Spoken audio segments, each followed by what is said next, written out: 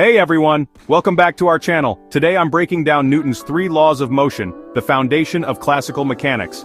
These laws are crucial for understanding how objects move and interact in our world. I know it sounds complicated, but trust me, I'm going to make it super easy and fun.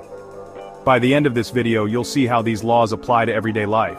Grab your notebooks and let's dive in. You might even want to jot down some examples as we go along. First up, Newton's first law, also known as the law of inertia.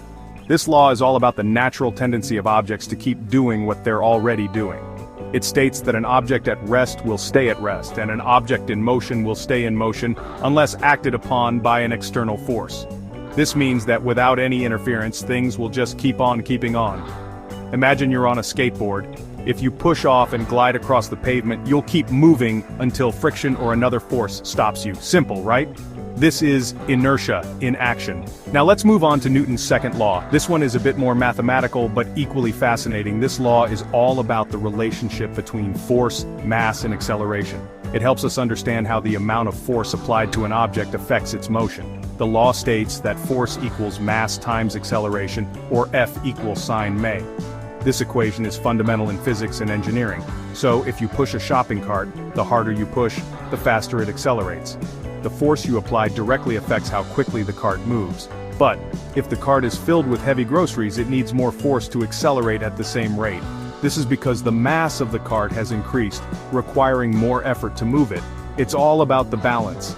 The more mass an object has, the more force you need to change its motion. Finally, we have Newton's third law.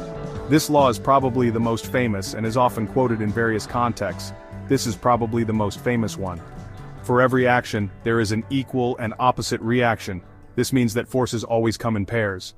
Think about jumping off a diving board. When you push down on the board pushes you up into the air. This is a perfect example of action and reaction forces. When you push down, the board pushes back with an equal force, launching you into the air. It's a fascinating interplay of forces. Or when you're rowing a boat, your oars push the water backward and the boat moves forward. This is another clear example of Newton's third law in action. It's all about those action-reaction pairs. Every force you exert results in an equal and opposite force. So there you have it, Newton's 3 laws of motion made easy. These laws are not just theoretical concepts, they are practical principles that we observe every day. Remember, these laws aren't just theoretical, they apply to everything around us. From the way we walk to the way cars drive, these principles are constantly at play.